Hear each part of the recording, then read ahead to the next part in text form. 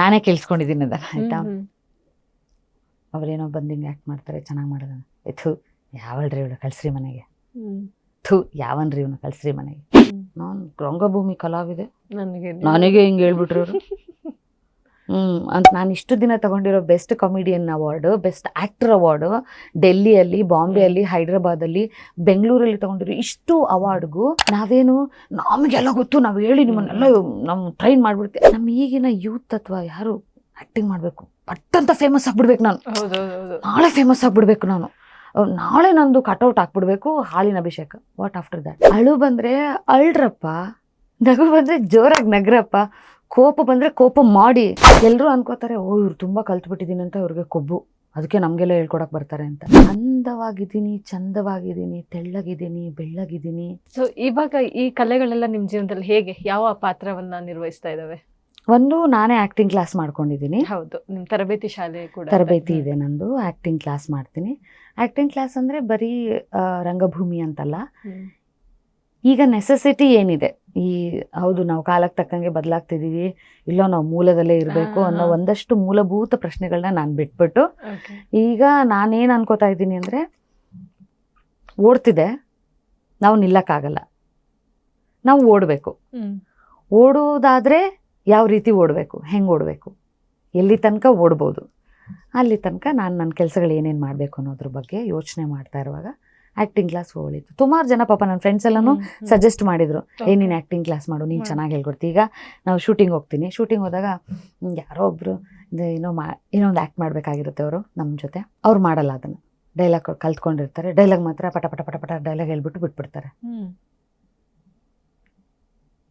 Dialogue ಹೇಳಿದ್ರಾ, acting ಮಾಡಿದ್ರಾ ಅಂದರೆ ಎಲ್ಲರೂ ಅನ್ಕೋತಾರೆ, ಓ ಇವ್ರು ತುಂಬ ಕಲ್ತ್ಬಿಟ್ಟಿದ್ದೀನಿ ಅಂತ, ಇವ್ರಿಗೆ ಕೊಬ್ಬು, ಅದಕ್ಕೆ ನಮಗೆಲ್ಲ ಹೇಳ್ಕೊಡಕ್ಕೆ ಬರ್ತಾರೆ ಅಂತ. No, that's not the thing. ಅಳು ಬಂದರೆ ಅಳ್ರಪ್ಪ, ನಗು ಬಂದರೆ ಜೋರಾಗಿ ನಗ್ರಪ್ಪ, ಕೋಪ ಬಂದರೆ ಕೋಪ ಮಾಡಿ. ಜಸ್ಟ್ ಕ್ಯಾಮ್ರಾ ಮುಂದೆ ಬಾ, ಗೊಂಬೆಗಳ ಥರ ಡೈಲಾಗ್ ಹೇಳು, ಹೋಗು, ಅಷ್ಟೆ. ಇದನ್ನ ಆ್ಯಕ್ಟಿಂಗ್ ಅಲ್ಲ ಅಂತ ನಾನು ಕರೆಯಲ್ಲ. ಕೆಲವೊಂದು ಪಾತ್ರಗಳನ್ನ ಹಿಂಗೂ ಮಾಡಬೇಕಾಗುತ್ತೆ, ಆದರೆ ಈ ಪಾತ್ರ ಹಿಂಗಲ್ಲ ಅಂತ ಹೇಳಿದಾಗ ಕೆಲವ್ರು ಏನು ಹೇಳಿದ್ರು, ಹೌದಾ ಹಿಂಗೆ ಮಾಡಬಾರ್ದಾ, ಹಾಂ ನಗು ಹೆಂಗೆ ನಗ್ತಿದ್ದ,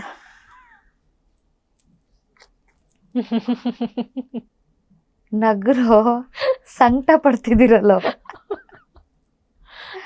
ಅದ್ಲೆ ಅಳು ಅಂದ್ರೇನೆ ಎಷ್ಟೋ ಜನಕ್ಕೆ ಗೊತ್ತಿಲ್ಲ, ಅಳು ಮುಖ ಅಂದ್ರೆ ಏನಂತ ಗೊತ್ತಿಲ್ಲ. ಟಚ್ ಅವ್ರಿಗೆ ಗೊತ್ತಾಗೋದು ಬೇಡ, ಅಳೋದು ಬೇಡ ಯಾರು. ಆದರೆ ನೀನು ನಟ ಆಗಿ ಪ್ಯಾಷನಾಗಿ ತಗೋತೀಯ ನಟನೇನ ಅಂದರೆ, ನೀನು ಬೇಸಿಕ್ ಆದರೂ ಕಲ್ತ್ಕೊಂಡು ಬರಬೇಕು. ನಟ ಆಗಲಿ ನಟಿ ಆಗಲಿ, ಅಂದವಾಗಿದ್ದೀನಿ, ಚಂದವಾಗಿದ್ದೀನಿ, ತೆಳ್ಳಗಿದ್ದೀನಿ, ಬೆಳ್ಳಗಿದ್ದೀನಿ, ನಡೆದೋಗ್ಬಿಡುತ್ತೆ ಅಂತ ಒಂದಷ್ಟು ಜನದ ತಲೆಯಲ್ಲಿ ಪಾಪ ರಾಂಗ್ ಅಸಂಪ್ಷನ್ ಇದೆ. ಅದು ತಪ್ಪಲ್ಲ ಪಾಪ, ಯಾಕಂದರೆ ಮಾಡ್ಲಿಂಗಲ್ಲಿ ಹಂಗಿದೆ, ಮಾಡ್ಲಿಂಗಿಗೆ ಹಂಗೆ ಬೇಕು.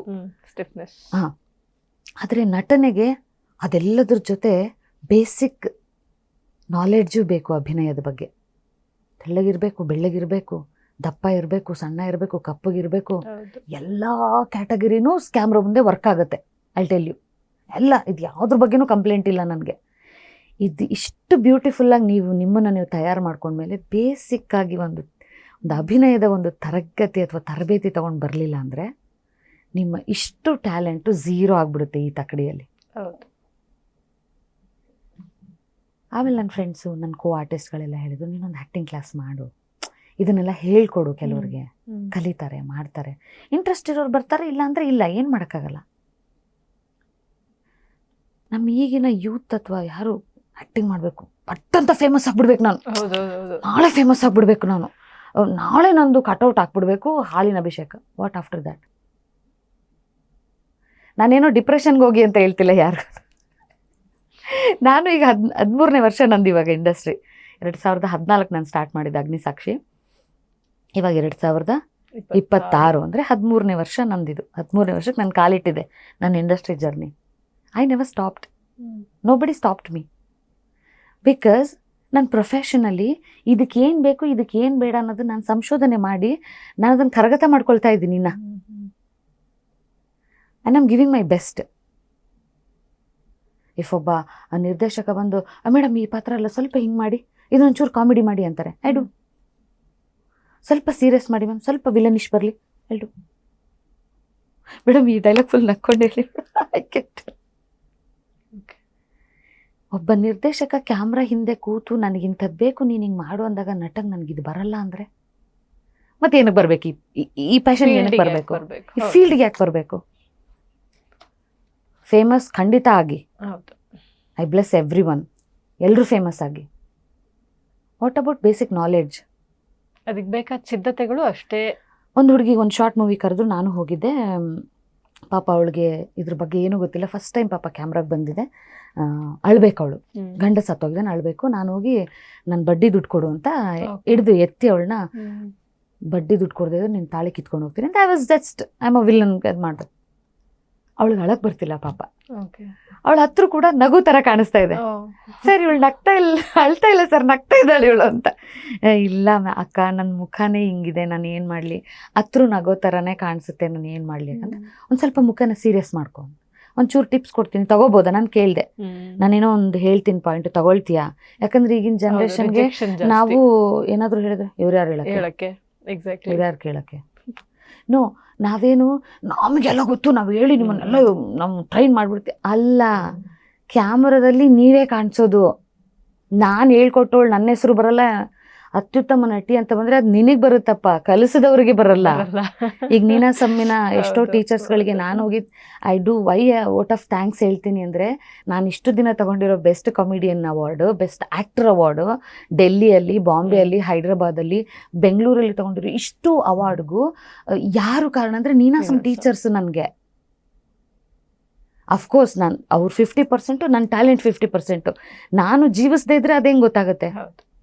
ಈ 50% ಒಂದು ಕ್ರೆಡಿಟ್ ಅವರಿಗೆ ಬೇಕು, ಕೊಡ್ಬೇಕು ನಾವು. ಬೇಡ ಪಾಪ, ಅವ್ರು ಯಾವತ್ತೂ ಕೇಳಿಲ್ಲ, ಹೇ ಸೀತಾರ ನೀನು ಅವಾರ್ಡ್ ತಗೊಂಡೆ ನಮ್ಮ ನೀನಾಸಮ್ಗೆ ಏನು ಅಂತ ಪಾಪ ಯಾರಾದರೂ ಕೇಳ್ತಾರೆ? ದೇವ್ರನ್ನೇ ಕೇಳಲ್ಲ ಅವರು. ನಾನು ಕೇಳಲ್ಲ. ಹೇಳ್ಕೊಟ್ರೆ ನಮ್ಮ ಸ್ಟೂಡೆಂಟ್ಸ್ಗಳು ಎಷ್ಟು ಜನ ಇವಾಗ ಹೀರೋಯಿನ್ ಆಗಿ ಮಾಡ್ತಾರೆ, ಹೀರೋ ಆಗಿ ಮಾಡ್ತಿದ್ದಾರೆ, ಸಪೋರ್ಟಿಂಗ್ ಮಾಡ್ತಿದ್ದಾರೆ, ಮಕ್ಕಳು ಮಾಡ್ತಾ ಇದ್ದಾರೆ. ಎಷ್ಟೋ ಜನನ ನಾನು ಅವ್ರ ಪ್ರೊಫೈಲ್ನ ಕಳಿಸಿದ್ದೀನಿ ನಿರ್ದೇಶಕರಿಗೆ, ಪ್ರೊಡ್ಯೂಸರ್ಸ್ಗೆ, ಚಾನಲ್ಗೆ ಮಾಡ್ತಾರೆ. ಪಾಪ ಅವ್ರಿಗೆ ಟ್ಯಾಲೆಂಟ್ ಇದೆ ಅಂತ ಒಂದು ಸಲ ಕರೆದು ಅವ್ರನ್ನ ನೋಡಿ ಈ ಪಾತ್ರಕ್ಕೆ ಇವ್ರು ಸೂಟ್ ಆಗ್ತಾರ, ತಗೋತಾರೆ. ಇಲ್ಲ ಅಂದರೆ ಇಲ್ಲ. ಕೆಲವು ರಿಜೆಕ್ಷನ್ನ ಎಷ್ಟು ಡೇಂಜರ್ ಮಾಡ್ಕೊಂಡ್ಬಿಟ್ಟಿದ್ದಾರೆ ಲೈಫಲ್ಲಿ ಅಂದರೆ, ಅದಕ್ಕೆ ನಾನು ಯಾಕೆ ನೀನಾಸಮ್ ಇಂಪಾರ್ಟೆಂಟ್ ಅಂತ ಹೇಳ್ತೀನಿ ಅಂದರೆ, ಎಲ್ಲ ಪಾತ್ರಕ್ಕೂ ನಾನು ಸೂಟ್ ಆಗಲ್ಲ. ಆದರೆ ಜೀವನದ ನನ್ನ ಪಾತ್ರದಲ್ಲಿ ನಾನೊಂದಷ್ಟು ಕೆಲಸಗಳಿಗೆ ಸೂಕ್ತ ಆಗ್ತೀನಿ. ನಾನು ಅವನ್ನಾದರೂ ಮಾಡಬೇಕು. ಓಕೆ, ಇವತ್ತು ಈ ಸೀರಿಯಲ್ ಇರುತ್ತೆ, ಒಂದು ದಿನ ಶೂಟ್ ಇರುತ್ತೆ, ಇನ್ನು 29 ದಿನ ಏನು ಮಾಡ್ಬೇಕು ನಾನು? ಸೊ ನಾನು ಆ್ಯಕ್ಟಿಂಗ್ ಕ್ಲಾಸ್ ಮಾಡ್ತೀನಿ, ಬೇರೆ ಬೇರೆ ತಂಡಗಳಿಗೆ ಹೋಗಿ ನಾಟಕ ಮಾಡ್ತೀನಿ, ದುಡ್ಡು ಕೊಡ್ತಾರೆ. ಶಾರ್ಟ್ ಮೂವಿಗಳು ಮಾಡ್ತೀನಿ. ಇಲ್ಲ, ಕ್ಯಾಮ್ರಾ ಹಿಂದೆ ಹೋಗ್ಬಿಟ್ಟು ಪ್ರೊಡ್ಯೂಸರು, ಡೈರೆಕ್ಟರ್ ಹತ್ರನೂ ಮಾತಾಡ್ಕೊಂಡು ಸರ್ ನಾನು ಕ್ಯಾಮ್ರಾ ಹಿಂದೆ ಕೆಲಸ ಮಾಡ್ತೀನಿ, ಏನು ಮಾಡ್ತೀರಿ? ಸೊ ಎಲ್ಲ ಆಪ್ಷನ್ ಬರಬೇಕು, ಗೊತ್ತಾಗಬೇಕು ಅಂದರೆ ನೀವು ಬ್ರಾಡ್ ಇರಬೇಕು ತಲೆಯಿಂದ. ಬ್ರಾಡ್ ಮೈಂಡೆಡ್ ಅಂದರೆ ಇವ್ರು ಬೇರೆನೇ ಅರ್ಥದಲ್ಲಿ ತಿಳ್ಕೊಂಡ್ಬಿಟ್ಟಿದ್ದಾರೆ. ಬ್ರಾಡ್ ಮೈಂಡೆಡ್ ಅಂದರೆ ನಾಲೆಡ್ಜ್ನ ಗ್ರ್ಯಾಬ್ ಮಾಡಿ ಫಸ್ಟು. ಈ ಪ್ರಪಂಚಕ್ಕೆ ನಾನು ಹೇಳ್ತಿರೋದು, ಈ ಪ್ರಸ್ತುತ ಪ್ರಪಂಚಕ್ಕೂ ಅಪ್ಲೈ ಆಗುತ್ತೆ. ಸೊ ನಾಲೆಡ್ಜ್ನ ಗ್ರ್ಯಾಬ್ ಮಾಡಿ ನೀವು ಆ ಜಾಗ ಕಾಲಿಡಿ, ಅವಾಗ ನಿಮ್ಮ ಬಗ್ಗೆ ರೆಸ್ಪೆಕ್ಟ್ ಬೇರೆ ಥರ. ನಾನೇ ಕೇಳಿಸ್ಕೊಂಡಿದ್ದೀನಿ ಅದನ್ನು, ಆಯಿತಾ? ಅವ್ರೇನೋ ಬಂದು ಹಿಂಗೆ ಆ್ಯಕ್ಟ್ ಮಾಡ್ತಾರೆ, ಚೆನ್ನಾಗಿ ಮಾಡೋದನ್ನು, ಥು ಯಾವಳ್ರಿ ಇವಳು, ಕಳ್ಸ್ರಿ ಮನೆಗೆ, ಥು ಯಾವನ್ರಿ ಇವನು, ಕಳ್ಸ್ರಿ ಮನೆಗೆ. ಆಬ್ವಿಯಸ್ಲಿ ಬೈತಾರೆ. ಅವ್ರು ಬೈಯೋದು ತಪ್ಪು ಅಂತ ನಾನು ಹೇಳಲ್ಲ, ಯಾಕಂದರೆ ಅವ್ರ ಟೆನ್ಷನ್ಸ್ ಬೇರೆ ಇರುತ್ತೆ. ಅವ್ರು ದುಡ್ಡು ಹಾಕಿರ್ತಾರೆ, ಟೈಮ್ ವೇಸ್ಟ್ ಆಗ್ತಾ ಇರುತ್ತೆ, ಪಾಪ ರೀಲ್ಸ್ ವೇಸ್ಟ್ ಆಗ್ತಾ ಇರುತ್ತೆ, ಇನ್ನೇನೋ ಮಾಡಬೇಕು. ಅವ್ರು ಆ ಜಾಗಕ್ಕೆ ದುಡ್ಡು ಕೊಟ್ಟಿರ್ತಾರೆ, ಆ ವಸ್ತುಗಳಿಗೆ ದುಡ್ಡು ಕೊಟ್ಟಿರ್ತಾರೆ. ಕ್ಯಾಮ್ರಾ ರೇಟ್ ಎಷ್ಟು ಒಂದು ದಿನಕ್ಕೆ? ಪಾಪ ಕೆಲಸ ಮಾಡೋನ್ಗೆ ನಿಂತು ಎಷ್ಟು ಉರಿಯುತ್ತೆ ಅವ್ರಿಗೆಲ್ಲ. ಸೊ ಅದಕ್ಕೆ ನಾನು ಕೇಳೋದು, ಬೇಸಿಕ್ ನಾಲೆಡ್ಜ್ ಇಟ್ಕೊಂಡು ಬನ್ನಿ ಅಂತ. ನಾನು ಹೊಸ ಕಲಾವಿದ್ರಿಗೆ ನಂದೊಂದು ಸಜೆಷನ್ ಅದು, ಬೇಸಿಕ್. ಸೊ ನಾನು ಇವತ್ತು ಇಲ್ಲಿರೋದಕ್ಕೆ ನನ್ನ ಬೇಸಿಕ್ ನಾಲೆಡ್ಜೇ ಕಾರಣ. ಈಗ ನನ್ನನ್ನು ಯಾರಾದರೂ ಬಂದು ನಿರ್ದೇಶಕರು ಅಥವಾ ಯಾರಾದರೂ ಪ್ರೊಡ್ಯೂಸರ್ ಈ ಪಾತ್ರ ಹಿಂಗೆ ಬರಬಾರ್ದಿತ್ತು, ಹಿಂಗೆ ಬರಬೇಕಿತ್ತು ಅಂತಂದರೆ ನಾನೇನು ಮಾಡ್ತೀನಿ, ಹೌದಾ ಓಕೆ, ನಾನು ಅಫೆಂಡ್ ಮಾಡ್ಕೊಳ್ಳಲ್ಲ. ನಾನು ರಂಗಭೂಮಿ ಕಲಾವಿದೆ, ನನಗೆ ಹಿಂಗೆ ಹೇಳ್ಬಿಟ್ರು ಅಂತ ನಾನು ಸ್ವಲ್ಪ ನೆತ್ತಿಗೇರಿಸ್ಕೊಂಡು ಕುತ್ಕೊಂಡ್ಬಿಟ್ರೆ ಇಟ್ ವಾಂಟ್ ವರ್ಕ್. ಬಿಡ್ರಿ, ಅವ್ರಿಗೆ ಎಡ್ವೇಟ್ ಜಾಸ್ತಿ, ಅವ್ರಿಗೆ ಎಲ್ಲ ಗೊತ್ತು ಅಂತ ಇದ್ದಾರೆ, ಅವ್ರೇನೋ ಮಾಡ್ಕೊಂಡು ಹೋಗ್ಲಿ ಬಿಡ್ರಿ, ನಾಳೆಯಿಂದ ಅವರು ಎಪಿಸೋಡ್ ಕಮ್ಮಿ ಮಾಡ್ರಿ ಅಂತಾರೆ. This will happen. ಓಕೆ, ನಿನಗೆ ಒಬ್ಬ ನಿರ್ದೇಶಕ ಅಥವಾ ಒಬ್ಬ ಅದು ಇಂಟೆನ್ಷನ್ ಇಟ್ಕೊಂಡು ಬಂದಿರೋನ್ಗೆ ನೀನು ಅದನ್ನ ಕೊಡದೇ ಇದ್ರೆ ಅವ್ನು ಡೆಫಿನೆಟ್ಲಿ ನಿನ್ನನ್ನು ಚೇಂಜ್ ಮಾಡ್ತಾನೆ. ನನಗೆ ಅವ್ನಿಗೇನು ಆಪ್ಷನ್ ಇಲ್ವಾ? ಪ್ರಪಂಚ ಹಂಗಿದೆ. ಅದು ನನ್ನ ನನ್ನ ನೀನಾಸಂ ಮತ್ತು ಅಟ್ಟಕಳರಿ ಜರ್ನಿ ಇಲ್ಲಿ ಇವತ್ತಿದೆ. ಓಕೆ. ಸೊ ರಂಗಭೂಮಿಯಲ್ಲಿ ನೀವು ಸಾವಿರಾರು ನಾಟಕಗಳಲ್ಲಿ ಪಾತ್ರ ನಿರ್ವಹಿಸಿದ್ದೀರಾ. ಕೆಲವೊಂದು ನಾಟಕಗಳು ನೂರಾರು ಶೋಗಳನ್ನು ಕೂಡ ನೂರಾರು ನಾಟಕಗಳು ಸಾವಿರಾರು ಶೋಗಳು ನೂರಾರು ನಾಟಕಗಳು ಸಾವಿರಾರು ಶೋಗಳು ಕಂಡಿದೆ. ಅದರಲ್ಲಿ ಹುಲಿ ಹಿಡಿದ ಕಡಸು ಅಲ್ಲಿ ತಾಯಿ ಪಾತ್ರ ಬಹಳ ಖ್ಯಾತಿಯನ್ನ ತಂದ್ಕೊಡ್ತು. ಆ ಪಾತ್ರವನ್ನ ನಿರ್ವಹಣೆ ಹೇಗ್ ಮಾಡಿದ್ರಿ? ಪೂವಮ್ಮ. ಪೂವಮ್ಮ ಅಂದ್ರೆ ನನ್ನ ಏಜ್ಗೆ ಮೀರಿದ ಪಾತ್ರ ಅದು. ಅವಾಗ ಆಕೆ ಒಬ್ಳು ಊರೂರು ತಿರುಕೊಂಡು ದೊಂಬರಾಟದವಳು, ಪಾಡ್ದನದ ಹಾಡುಗಳನ್ನ ಹಾಡ್ಕೊಂಡು ಹೋಗ್ತಿತ್ತಂತ ಒಂದು ತಾಯಿ ಪಾತ್ರ. ಹೆಂಗಪ್ಪ ಮಾಡೋದು ನಾನು ಈ ಪಾತ್ರನ? ನಾನು ಪಾತ್ರ ಕೊಟ್ಟ ತಕ್ಷಣ ಫಸ್ಟ್ ಆಶ್ಚರ್ಯ ಫೀಲ್ ಆಗ್ತೀನಿ. ಯಾಕೆ ಅಂದರೆ, ಒಂದು ನನ್ನ ಏಜಿಂದಲ್ಲ, ಇನ್ನೊಂದು ನಾನು ಯಾವ ಮಗುಗೂ ತಾಯಿ ಅಲ್ಲ. ನನ್ನ ಮಗಳನ್ನ ನನ್ನ ಗಂಡನೇ ಪಡುಸಾಲೆ ಸೂಳೆ ಮಾಡ್ಕೋತಾನೆ. ಅಂದರೆ ಪಡುಸಾಲೆಯ ಸೂಳೆ ಅಂದರೆ ತನ್ನ ಮಗಳನ್ನೇ ತಾನು ಸಂಭೋಗಿಸುವುದು. ಇದು ತಾಯಿಗೆ ಎಷ್ಟು ಇದಾಗಬೇಡ, ಇದಾಗಿದೆ ಸ್ಟೋರಿ. ನಾನು ಈ ನಾಟಕ ಮಾಡಿ ಒಂದು ವಾರ ಆದಮೇಲೇನೋ ಯಾರೋ ಒಬ್ಬರು ನನಗೆ ಹರಪನಹಳ್ಳಿ, ಹೊಸಪೇಟೆ ಹತ್ರ ಇರೋ ಹರಪನಹಳ್ಳಿ ಹತ್ರ ಒಂದು ಯಾವುದೋ ಹಳ್ಳಿಯಿಂದ ಒಬ್ಬರು ನನ್ನ ಫ್ರೆಂಡು, ಅಲ್ಲಿ ರಂಗಭೂಮಿ ಎಲ್ಲ ಮಾಡ್ತಾರೆ, ಅವ್ರು ಫೋನ್ ಮಾಡಿದರು. ಈ ಥರ ನೀನು ಈ ಪಾತ್ರ ಮಾಡಿದ್ಯಲ್ಲ, ಈ ಥರದ್ದು ಒಂದು ಘಟನೆ ನಡೆದಿದೆ. ಅಂದರೆ ಯಾವ ಥರ ಘಟನೆ ನಡೆದಿದೆ ಅಂದರೆ, ಮಗಳು ಮತ್ತು ಮಗಳು ಮತ್ತು ಅಪ್ಪ ಸೇರಿ ತಾಯಿಯನ್ನು ಮನೆ ಬಿಟ್ಟು ಓಡಿಸಿದ್ದಾರೆ. ಯಾಕೆ ಅಂದರೆ, ಮಗಳೇ ತನ್ನ ತಂದೆಯ ಜೊತೆ ಮಲಗಿ ಮಗು ಮಾಡ್ಕೊಂಡಿದ್ದಾಳೆ. ನಾನು ವಾಸ್ ಲೈಕ್,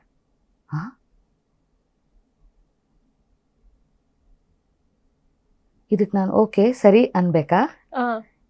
ಇದಕ್ಕೇನು ನಾನೇನು ಆನ್ಸರ್? No answer. ಸೈಲೆಂಟ್ ಆಗ್ಬಿಟ್ಟೆ ನಾನು. ಫಸ್ಟ್ ಶೋ ನನಗೇನು ಅರ್ಥ ಆಗಲಿಲ್ಲ, ಪೂವಮ್ಮನ ಪಾತ್ರ. ಆಮೇಲೆ ಒಂದು ಹತ್ರ ಶೋ ಆಯಿತು. ನಮ್ಮ ನಿರ್ದೇಶಕರು, ನೀವು ನಂಜುಂಡೇಗೌಡ್ರನ್ನೇ ಕೇಳಿ, ಅವ್ರು ಹೇಳ್ತಾರೆ, ಬಹಳ ಖುಷಿ ಕೊಟ್ಟಂಥ ಶೋ ಅವ್ರಿಗದು. ಯಾಕೆ ಅಂದರೆ, ಆಕೆ ನೆನೆಸ್ಕೊಂಡೆ ನಾನು ತಾಯಿನ. ಅಲ್ಲ ರೀ, ಇಲ್ಲಿ ಪಾಪ ನಮ್ಮ ಚೆನ್ನಿಗೆ ಅಪ್ಪ ಇವನೇ ಅಂತ ಗೊತ್ತಿಲ್ಲ.